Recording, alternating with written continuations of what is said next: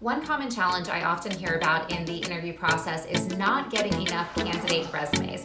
Now, whenever I hear about this challenge from a hiring manager or internal recruiter, my first question or thought is to dig deeper into the problem and try to uncover why the problem is there. When we understand the source of the problem, well, then the solution often presents itself. And I tend to find that if this is a challenge that you're having, not getting enough candidate resumes, it generally comes down to one of two things or maybe a combination of both, and that is communication and motivation. Now, when I say communication, what do I mean? Communication with whom? Communication with your recruiter, with your boots on the ground, your hunter who is out there trying to find the candidates that you're looking for. Now, a lot of times with the communication may not even be there, and this can create huge challenges, of course, and delays in the hiring process. Communication is challenging enough to get everybody on the same page, or to even understand necessarily what another person is saying. So before diving into the solution and the deeper meaning of these challenges, communication and motivation, and helping you to get more of those ideal resumes and candidates and faster, I want to first touch on why communication can be so challenging so that we understand why it is key to have the communication there. Because when we see all of the potential challenges that we can have in trying to communicate, then it's very easy to see that if the communication isn't there to begin with, we could really result in a lot of wasted time and challenges in the interview process, including not getting enough candidate resumes. So one reason that communication can be so challenging oftentimes is, first, think about how often we say what it is we truly mean. But now let's go one layer deeper. How often are we truly honest with ourselves about what we really want? I think a lot of times out of fear, we're not honest with ourselves about what we really want. And if this is our common practice to not really acknowledge what we want and listen to ourselves, and then we're not able to convey that to others, if that's how we show up in one area, we're likely showing up in other areas with that same mentality, action and or inaction. So get curious about that for a moment. Be honest with yourself about whether or not you are honest about what it is you really want. So that's the first step in communication. One, we have to communicate effectively with ourselves by getting honest about what it is we really want, acknowledging and accepting what it is we really want.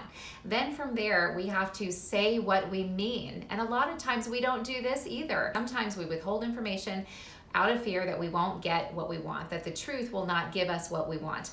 Other times we're just busy, and so we're communicating really quickly, and so we leave out certain details. So then that's the second challenge with communication. And then we have the other person that we're communicating to. And so the challenge here is that a lot of times what we are saying and what we mean to say is misinterpreted, because we're each coming to the situation, whatever it is, with our own unique experiences, which create our own unique perspectives and perceptions. So we might perceive or receive information differently than what is intended, or we might just miss a couple details. That is very common as well. That's why we don't even have a clue what the commercial is advertising until maybe the 10th time that we've seen it, right? So many reasons that communication can be challenging. One, we're not always honest with ourselves about what we want. And then if we're not being honest about what we want, how can we say what we mean? But once we do get honest with ourselves about what we want and why we want it, and that makes good sense, then there's the challenge of articulating it, of saying what we mean, which we don't often do.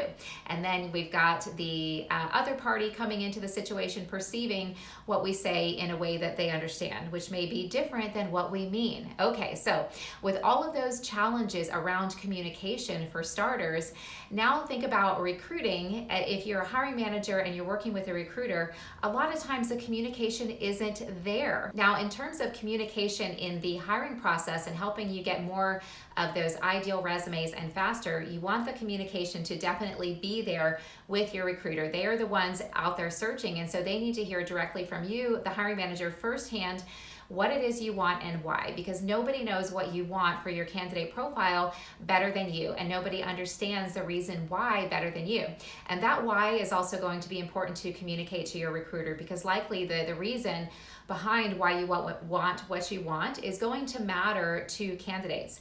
And the better the recruiter has, the better understanding your recruiter has of your opening, what you're looking for and why, the details of the opportunity, the company culture, the products and or service, the leadership style, the opportunities and challenges and potential within the role or the geography, the better your recruiter can share that information with each candidate. And then the candidate can better picture themselves in the role and decide in that initial conversation with the recruiter whether they would like to move forward. Now, with that huge piece, that very important piece missing, the story of the opportunity, if the recruiter doesn't have that to share with the candidate, it is much more likely that you are going to get more candidates that are not a fit, because the candidate doesn't have enough information to know yet whether or not it may be a fit. So the candidate and the recruiter might decide to say, okay, we don't know, but it's a maybe, so let's go ahead and move you forward. And then this is going to result in you getting potentially lots of resumes that are not a fit. And anytime you are distracting your focus away from your leadership duties or another task to open an email, to review a resume of a candidate that is not a fit, this is time wasted.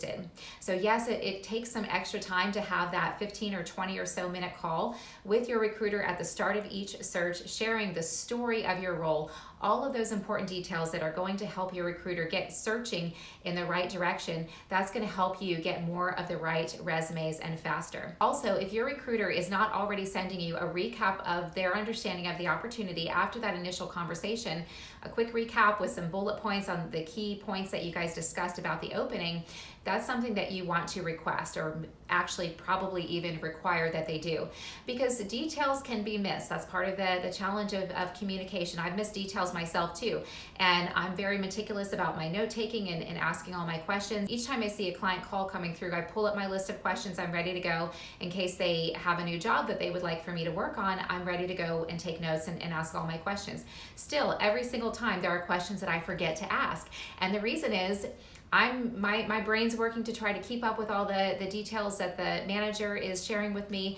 I'm trying to take notes, I'm trying to listen, I'm trying to get my questions answered. It's a lot happening at once, and so yes, I'm going to forget some of the time, but this way we can catch any misunderstandings, misinterpretations in the follow-up email.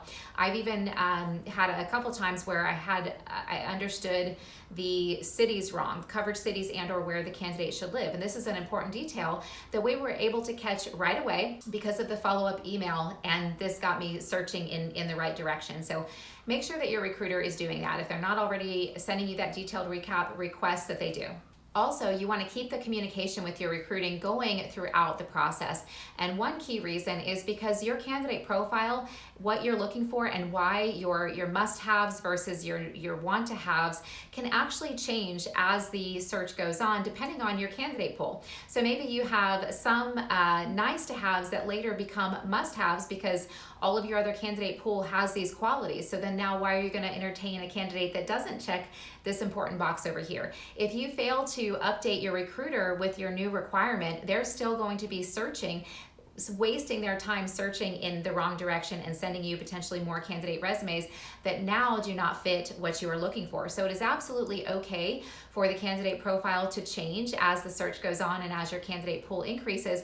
You want to, however, be sure to communicate any changes or updates to your recruiter.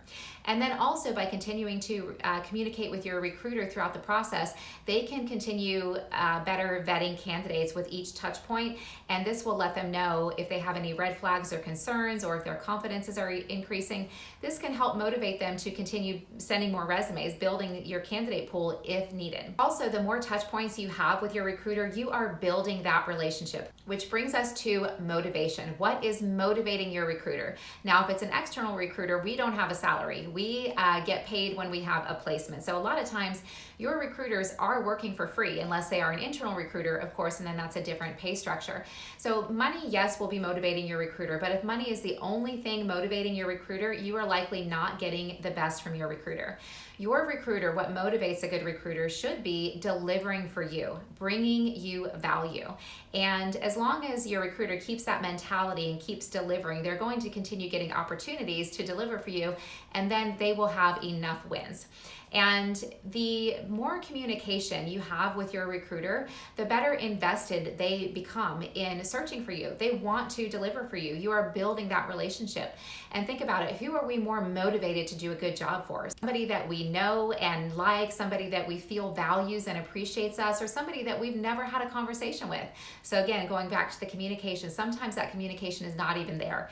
But when it is there, you can actually not only save yourself so much time with effective communication, time from looking at the wrong resumes, but you can also get your recruiter working harder for you because you are building that relationship and you are keeping them motivated. Quick recap, if you are experiencing the challenge of not getting enough candidate resumes, first you want to ask yourself, how is the communication?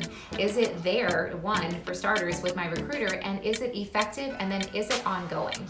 And two, how is their motivation? What is motivating my recruiter? If there's not much of a relationship established just yet, well, connect with them on the phone. See if you can work to build that relationship. Hope that helped. If you like the video, I invite you to like and subscribe so you can stay updated for my next video. And if you are experiencing some challenges in your hiring process and you'd like to connect to see if I can help, reach out. You can email me at amy@troikatalentacquisitions.com. Troika is spelled Troika. And you can also book a call on my calendar. The link is in the bio or the description, depending on where you're catching this video.